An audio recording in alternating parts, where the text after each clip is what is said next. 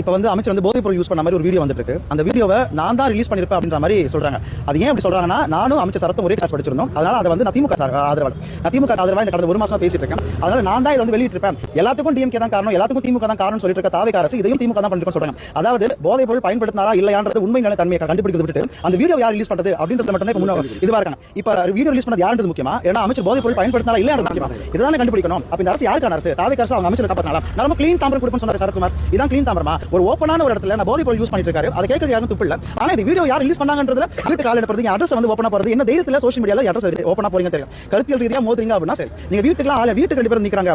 எப்பவுமே என்ன இன்ஸ்டாகிராம்ல பாத்துட்டு ரோட்ல போகும்போது கூட ஒரு நாள் வித்யார்த்தில பணம் பார்த்திருக்கேன், ஒருத்த மூஞ்சி நேரா வந்து பாத்துருப்பான். இந்த மாதிரி நபர்கள்லாம் ஒரு இந்த மாதிரி பொறுக்கித்தனம் பண்ணிட்டு இருக்க நபர்கள் என்ன பண்ண முடியும்? வீட்டு காலையில அனுப்புறது இதுதான் உங்க அரசா? உங்களை எதிர்த்து கேள்வி கேட்க கூடாதா? உங்களை எதிர்த்து விமர்சனம் பண்ணவே கூடாதா? இப்படி ஒரு அமைச்சர் இதுவே திமுக பண்ணிருந்தா என்ன பண்ணிருப்பீங்க? உடனே திமுக பண்ணிருந்தா தலைமையில இருந்து அவர் அடிப்படையில இருந்து எல்லாத்தையும் நீக்கிருப்பாங்க. தாவேகா என்ன பண்ணிருக்கீங்க? எதுவுமே பண்ணதானே? அப்ப யாருக்கான அரசு?